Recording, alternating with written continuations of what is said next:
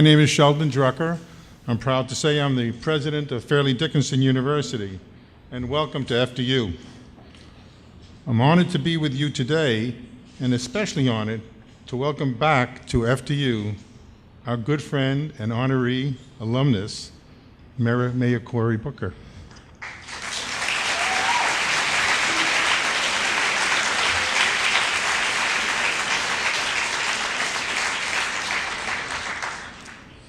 A little more than a year ago, I had a great pleasure of presenting to Mayor Booker an honorary degree, and he delivered a very powerful address to our graduates. The mayor talked about the importance of living up to high ideals, bringing a positive attitude to the world, giving back to others, and dedicating yourself to the pursuit of justice and liberty for all. Like you, Mayor Booker, we believe the next generation will find a way to continue the inexorable march toward progress and justice. But we need to help them. We need to empower them. We need to inspire them. And that's our mission here at Fairleigh Dickinson, to create world citizens who possess the understanding and the skills needed to act locally and globally. World citizens determined to participate, driven to succeed, and destined to improve their world. In the words of Nelson Mandela, education is the most powerful weapon which you can use to change the world. But many today face too many obstacles to get a good education. Too many pay too high a cost, and too many are denied the opportunities a college education provides. With a high cost of college, some are raising hard questions about the worth of the investment. Many are demanding accountability from colleges, and some say they are losing faith in the value of an American higher education. At FDU, we take these concerns and challenges very seriously. We've worked very hard to keep our expenses reasonable and spend prudently and invest wisely.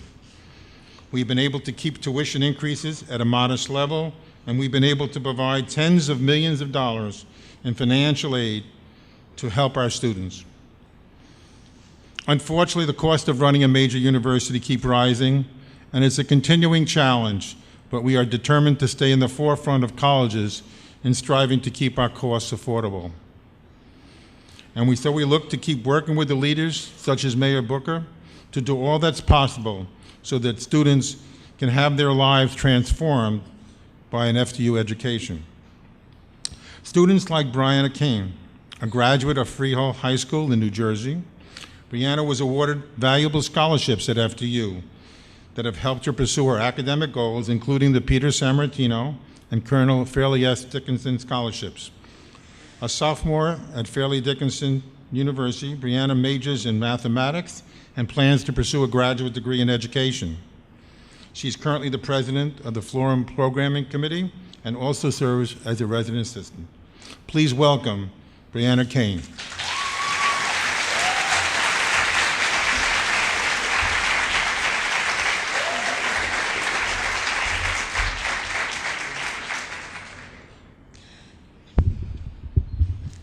Good afternoon.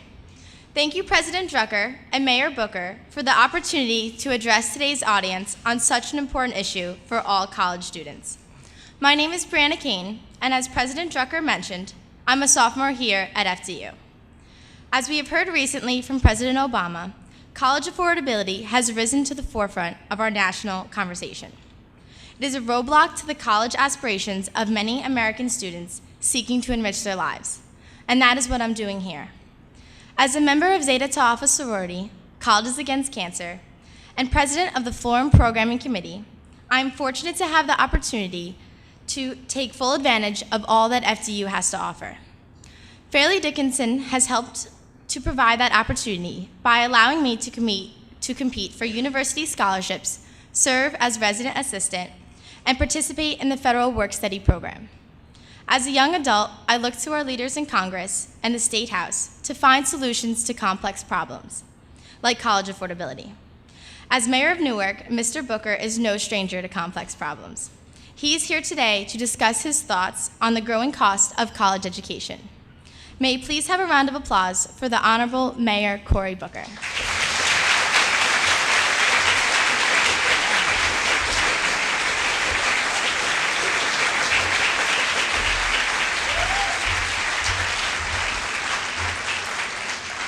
That was a phenomenal introduction, Brianna. Thank you very much for giving me that introduction. I want to thank your president here. I'm just a mayor. He's a president.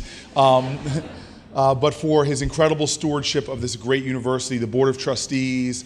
I've been coming to Fairleigh Dickinson for a long time, and this is a very special place where not only many Newark residents have come, but really kids from all over, young people from all over the state of New Jersey and beyond to get a world-class education. I've even visited the campus in England, which is really, truly an extraordinary as well. Look, I am happy to be here and just grateful and want to jump right into it. I came here today specifically to talk about college affordability, and I hope I get there, but I can't help but get a little upset about what's going on in America today. I mean, I stayed up last night expecting our Congress to come together and stop a government shutdown. I sat there looking at my TV, believing for the best. I always tell people I am a prisoner of hope. And then as I sat there and I watched midnight come and go, I suddenly knew why, I think I read in one study, Congress has such a low approval rating. I think it's somewhere around cockroaches and colonoscopies. And as one of my friends said, it's like I think they have a 9 or 10% approval rating, which means only their friends and family like them. But I say that with a lot of some sarcasm, obviously. But I say that knowing that we out here in the rest of this country, and many who are in Washington working right now, have to get a little frustrated about where we've come to in our country. You see, you cannot govern from crisis to crisis. You can't govern from manufactured brinksmanship that drives our economy and that shakes our economy and makes real people hurt.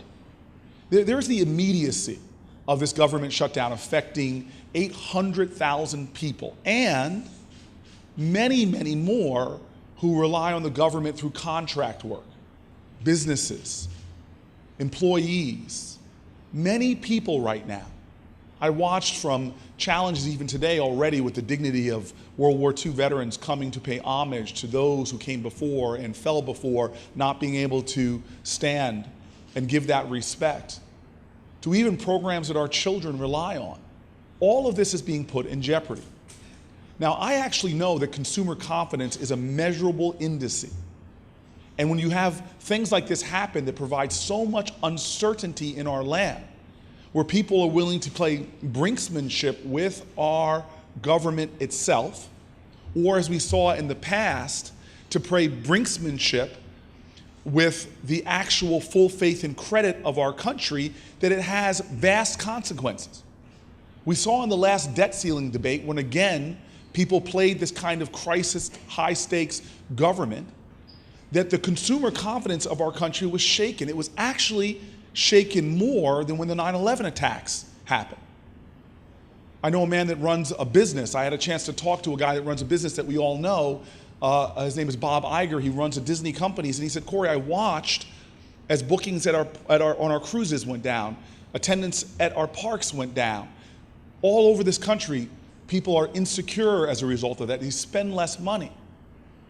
Now, I stand here today as a guy that knows fundamentally that the truth of America and the progress of our country and the success of our citizenry has come from us coming together. The enduring story of America is us finding ways to move forward despite so many obvious differences. All of our backgrounds have a testimony to this American truth. Whether it's the African saying that says, if you want to go fast, go alone, but if you want to go far, go together. Whether it's in the Jewish tradition, a great leader once said, Jews together are strong, but Jews with other people are invincible. Whether it's in the Christian tradition, which the saying from the Bible, and I might see if I can get an amen, hallelujah, and pass a collection plate because I got a campaign to run. But it says in the Bible, whenever two or three are gathered together, he is in the midst. And indeed, the very hallmark of our country is this idea of e pluribus unum, out of the many, one. I know, as mayor of Newark, that our city is where it is today because we were able to create uncommon coalitions to create uncommon results. Look, let me tell you the truth. When I became mayor, the metaphor I used before was my metaphor. I was a prisoner of hope. My staff members would come in with all kind of just dramatic problems. I remember my corporation counsel, an amazing woman, Annie Cheney, comes in and says, we've got about 4,000 employees and have roughly 3,500 outstanding workman compensation claims. Liabilities that were crazy in terms of the millions of dollars. And I just looked at her and I said, well, that's a big problem, but I'm a prisoner of hope. My police director walks in and says, we got some problems with our union agreements. By union agreement, the detectives in our gang task force work Monday through Friday, 9 to 5. Now, I don't know what town some of the students here are from, but the gangs in Newark don't work 9 to 5. And therefore, the people investigating them should kind of work different hours. And so when I hear these challenges, I was just like, I'm a prisoner of hope. We had a budget deficit. We came in with about a $700 million budget, and we had about a $118 million budget deficit. And I said, hey, I'm a prisoner of hope. We're going to find a way through this. But what I really found out was that we couldn't solve these problems alone. And we definitely couldn't solve them if we were divided against each other. Look, my politics in my city are tough, hard. We don't call ourselves Brick City because we like to play pillow fights. But we found ways to unite our city to overcome our challenges in the worst economy of my lifetime. We stood together, worked together to make difficult choices and move through. And even more than that, we brought together all parts of our state, from financiers and developers to unions and nonprofits, from educators at the K-12 level to educators and universities to work together. And where are we now, 7.5 years later? Well, one, Newark, New Jersey has gotten out of its crazy budget deficits. We're actually spending less money today than we were spending back in 2006. My government came together despite our divisions, which we have many, and was able to work a way through. Nobody played brinksmanship. Nobody said shut her down. Nobody said, I'm not going to compromise. We work together. When it comes to other things in our city, whether the largest parks expansion in a century, whether it's doubling affordable housing, all of these things we've been able to get done because we created those uncommon coalitions, philanthropists, activists, nonprofit, business people to make progress. I'm here to tell you, I'm a big Barbara Buono supporter, but let me tell you about my relationship with Governor Chris Christie. I could write a dissertation on our disagreements. He likes the Mets. I like the Yankees. He likes steak. I don't know, it might even be tartare, raw meat. I'm a vegetarian. Chris Christie right now is losing weight. I am gaining weight. This guy and I have more differences than you can imagine on substantive policy things. But when he and I got together, when he was governor-elect, we said, look, we can fight over all of these things. No compromise, brinksmanship. But that's not going to serve the people of the state of New Jersey. I'm the mayor of the largest city. He is the governor of the state. That trumps Democrat and Republican. The people expected us to work together. And so what did we do? We worked together on education and created $250 million of new investment in our charter schools and our district schools, pushing our city forward with extended school days for thousands of our kids, pushing our district forward with a new teacher's contract. Heck, we got Randy Weingarten, the head of the AFT, and Chris Christie to come together. I kind of think that if we can get that accomplished, we might be able to go on the road and create peace around the globe, for crying out loud. These are the things, a testimony to what can be accomplished. Until just last week, or maybe 2 weeks ago, we sat and cut the ribbon on a $130 million project in downtown Newark. Think about this right now. Newark is going through its biggest economic development boom in about 50 years. Newark, New Jersey is 3% of the state's population, 3%. But if you use square footage of development as a measure, Newark, New Jersey is responsible for 35%, almost 35% of all of New Jersey's development right now. Commercial and multifamily is going on in Newark, New Jersey. Our first new hotels in 40 years, our first new office towers in decades, supermarkets in neighborhoods that didn't have them before. We cut the ribbon recently, we broke ground recently with Shaquille O'Neal, who made me feel small. With Shaquille O'Neal on the first new residential tower in our city in 50 years. And so there, Chris Christie and I were cutting the ribbon on a $130 million development project that will be, in its total, creating 400 to 500 construction jobs, apprenticeship programs for our youth, 400 to 500, hundreds of permanent jobs as well.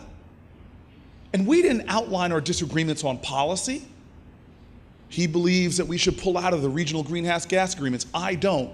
He cut the earned income tax credit. I think we should increase it in New Jersey. He's against marriage equality. I am passionately a believer that we should have equality under the law for all of New Jersey's citizens. I could go on. But we found ways to work together and move the state forward. And now Newark is an economic engine for our state. And so now I look at Washington, D.C., and we see what's going on there. In this election we have in the state of New Jersey for our Senate, it's actually really easy. My opponent thinks that Ted Cruz is a great guy. My opponent says that he should not compromise. My opponent says if you don't like Obamacare, we should go and shut down the government. My opponent calls himself a right-wing radical. Those are his words, not mine. And this election, therefore, is about a clear choice. For somebody that believes that we should be engaging in brinksmanship, non-compromising, stubborn politics that will shut down our government, or someone that believes that if we can come together and reach across party aisles, find out what we can agree upon and move our country forward, that America will be better. That's my experience.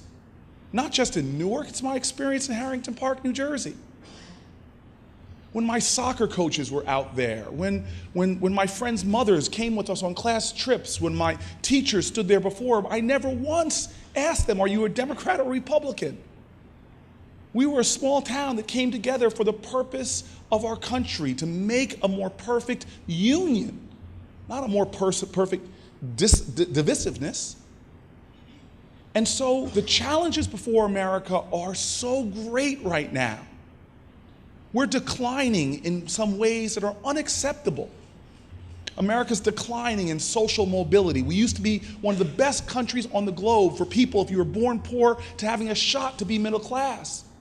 Now we're falling behind European countries, countries in Asia. We used to be the #1 country in America, in the globe rather, for college graduates and high school graduates. And now we've fallen below 15 in both categories. We have real challenges in America that don't necessitate brinksmanship and no compromise. It necessitates us coming together and doing something about the problems of America. Because I have this amazing belief. You see, I told you what my metaphor was, that I was a prisoner of hope. Well, I tell people now that my metaphor of life has changed thanks to the people of the city of Newark and those who believed in our city. My metaphor has gone from being a prisoner of hope to now I am hope unhinged, because I believe that there is nothing we can't do, that American history is a perpetual testimony to the achievement of the impossible, and that when Americans come together, there's nothing we can't create. It's not a matter of can we, it's a matter of collective will. And so the question is, will we come together? Will leadership be defined not by what you're against, but by how you reach out to someone else? Will leadership be defined by how you can stall the wheels of Congress, or it will be defined by how you make Congress work for people? This is the question in America now, because our politics are becoming far more divisive than our people are. I've gone up and down this state campaigning. When I talk about issues, not parties, but issues, I find that Republicans, Democrats, and independents agree with me because most of us agree on the major issues. And one of those major issues for all the students here, watch this clever, this is what you call a speech transition, back to what I was supposed to be talking about. Talking of major issues, one of those major issues is making college more affordable. How was that, guys? Thank you very much.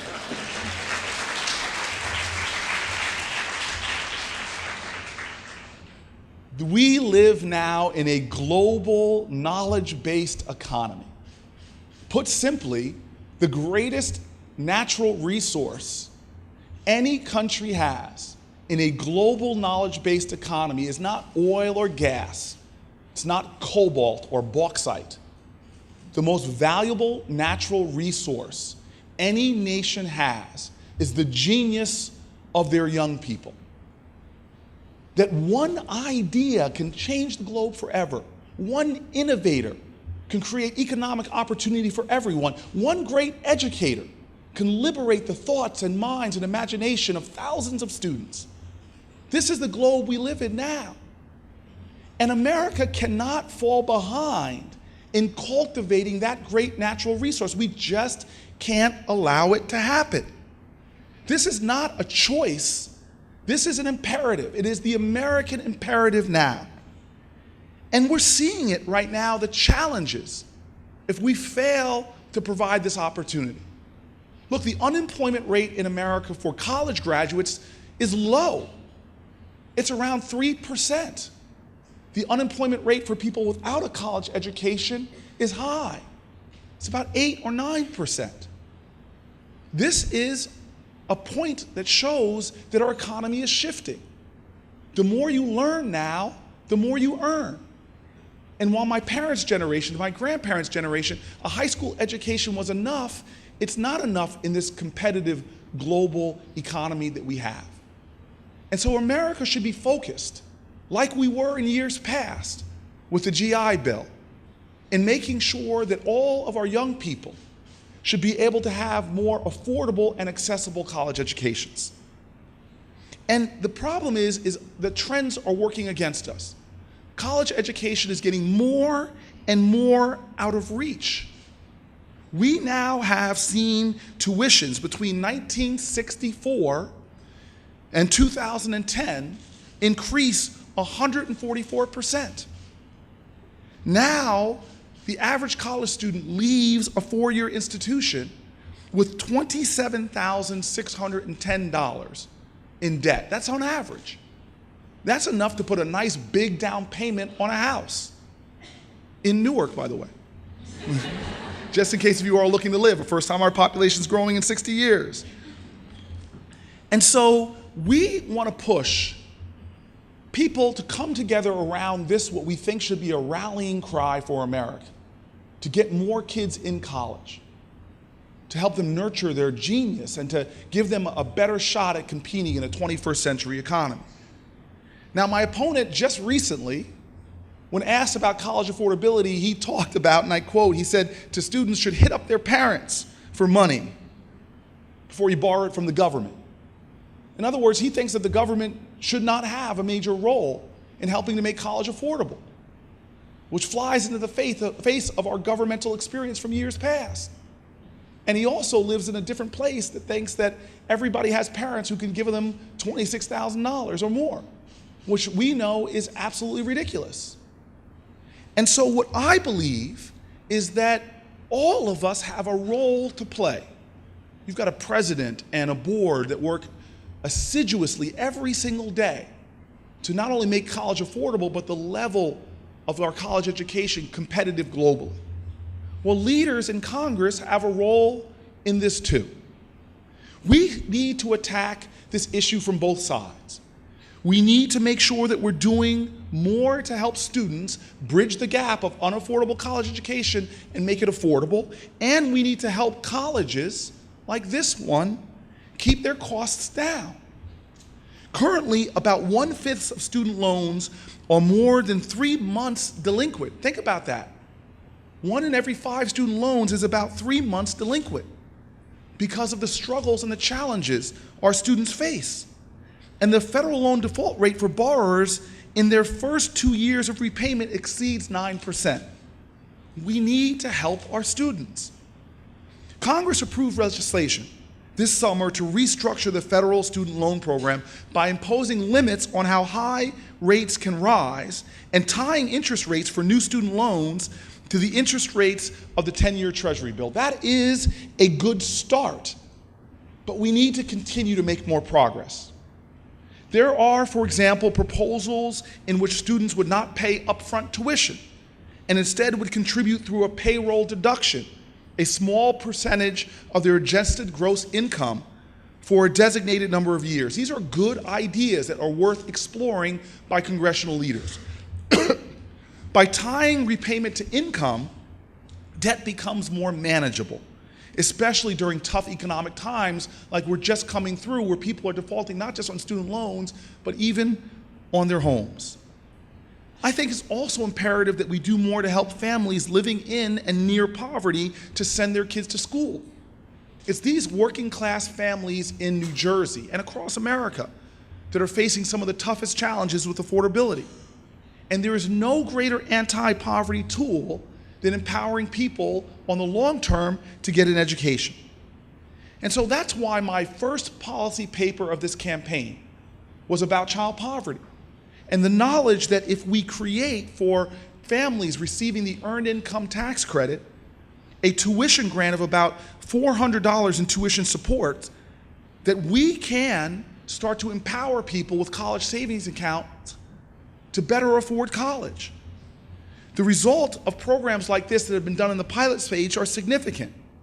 Under the proposed program that we have, children in EITC households would be eligible over time for up to $9,000 in EITC tuition assistance for college and vocational training, covering most of the tuition and fees for students of EITC households.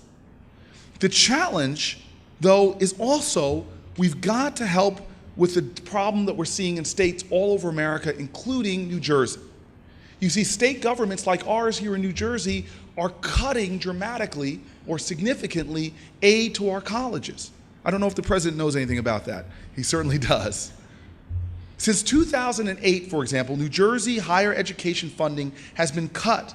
Since 2008 alone, it's been cut more than 27% per student in New Jersey. 27% since 2008. In many cases, colleges had to make up for these cuts by doing what? By raising tuition.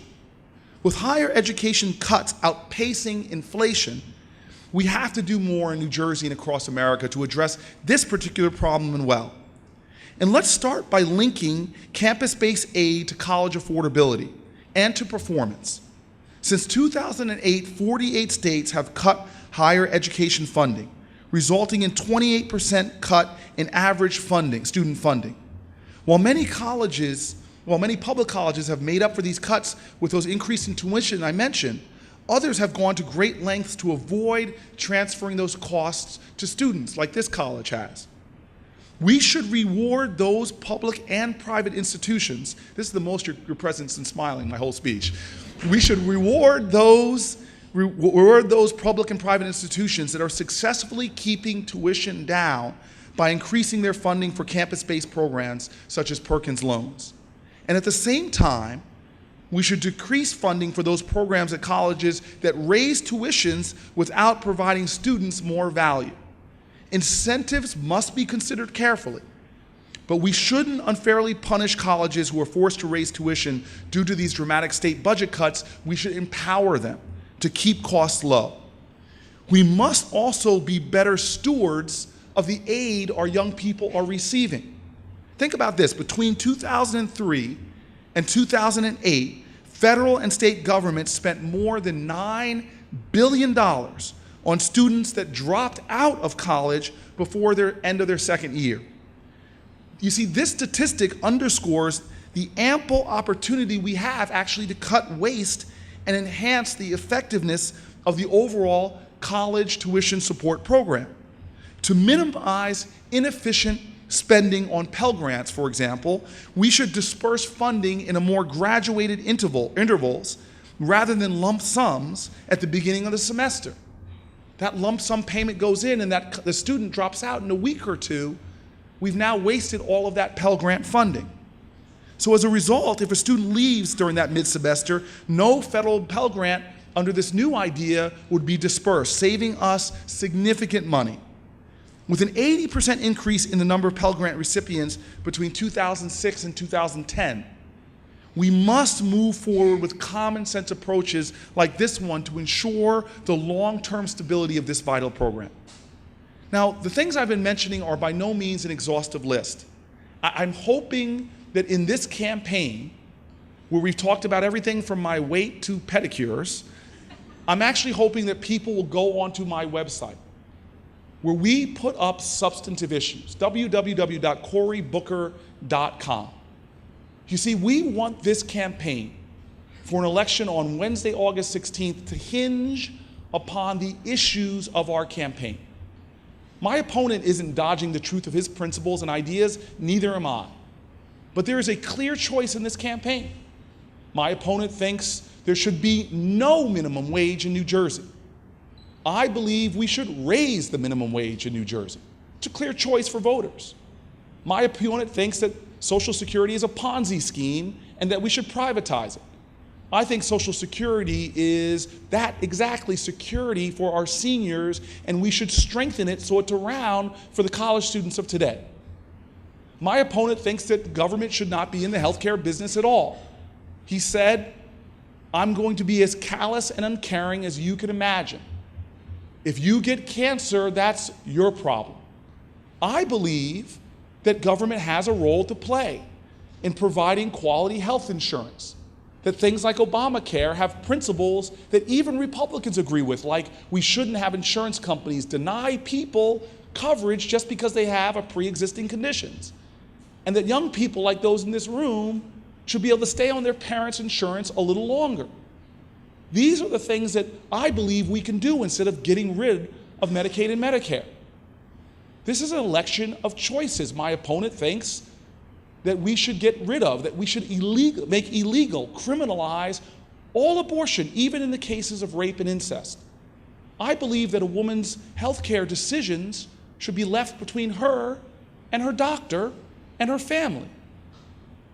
This is clear decisions in an election. I believe very strongly, unlike my opponent, that it's time for America not to emphasize our differences more, not to drive wedges in our Congress, not to grind the gears of government to a stop, but that we should have leaders that go down to Washington not as partisans, but as Americans that believe in pulling our country together. My opponent believes in the Tea Party, Ted Cruz way of doing things. And so, for me now, as we look at 2 weeks until this next election, I emphasize that we have hard problems to deal with. And frankly, I think the best promise to solving America's challenges and advancing our country, the best promise for that is not just the leaders we might elect today, but the leaders that we are training and educating and supporting of tomorrow. That's why I'm proud to be back on this campus yet again, to talk to young people who not only have a decision to make in this election, but also have a decision to make about how they choose to lead going forward. When I was a Stanford student, I thought a lot about this. On my college campus, I used to talk a lot about this idea of trying to bring folks together. This to me has been the hallmark of my life.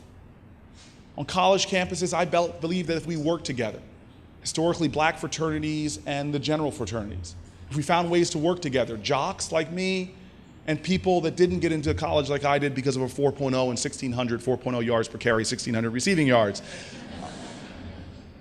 Everybody. Because my parents simply taught me this. They said that my family is where we are in New Jersey when I was growing up, in a small town called Harrington Park. They said that, son, you are here because of a conspiracy of love, of Americans that came together from different backgrounds in the cause of service of this country. My parents told me that when they were young, there were people who did not just say, you're on your own. If you get sick, tough luck. If your parents can't take care of you, tough luck. When my father's mom couldn't take care of him, there were people in the town that supported him. When my father didn't even think college was an option, it was people in the town said that you have to go. And when he said he couldn't afford it, my father still tells the stories about people taking up a collection in his church. People who barely had $2 to rub together, they gave one of those dollars to him so he could afford his first semester's tuition at North Carolina Central University.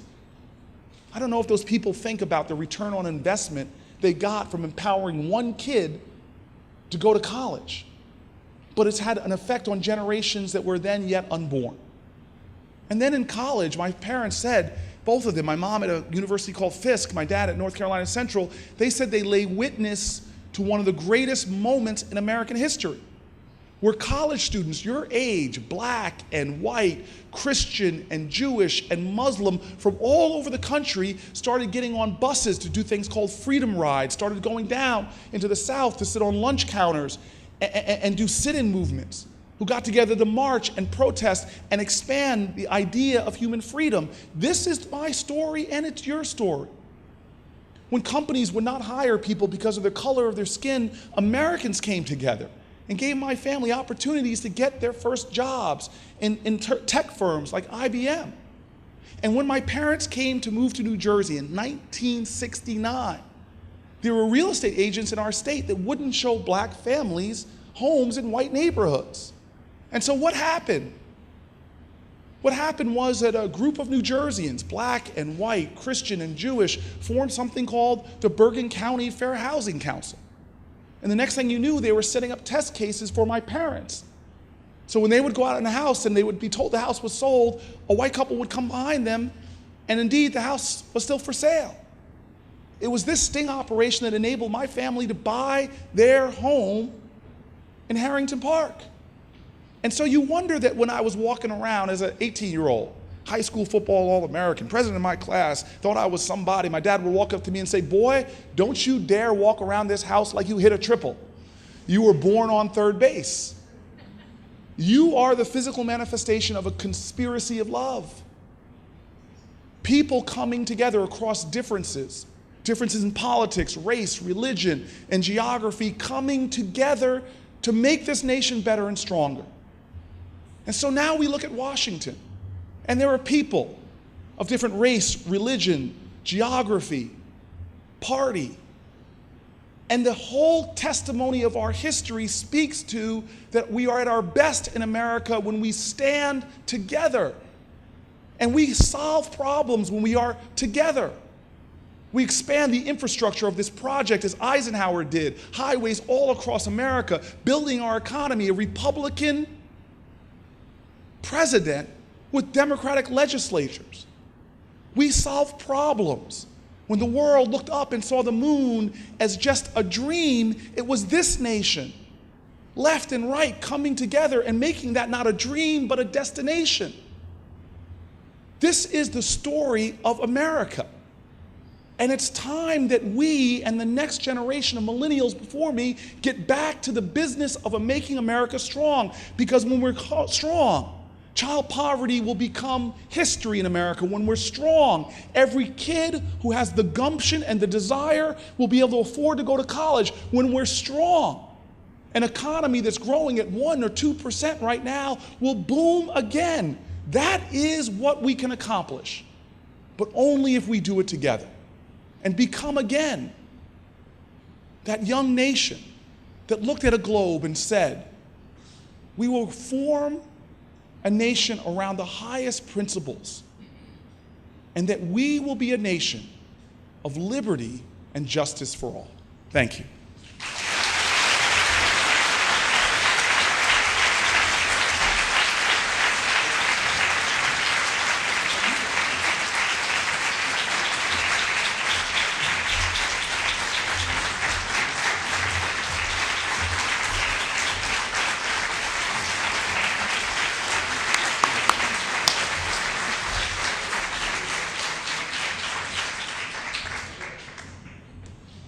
Thank you, Mayor Booker, for making time to be here with us today. As Brianna mentioned in her introduction, we look to our leaders for solutions to problems like college affordability, and we thank you for sharing your perspective. Please accept this token of appreciation on behalf of Fairleigh Dickinson University. Thank you very much.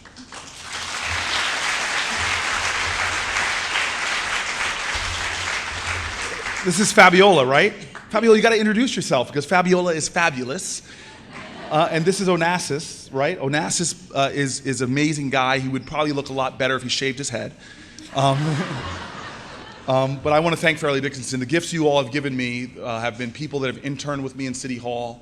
The gifts you all have given me by your students and your graduates have worked with me in lots of different areas. This is one of America's finest institutions. And you make me really proud that this is not just one of America's finest institutions, but it is a Jersey institution that's one of the finest of our state. Thank you very much.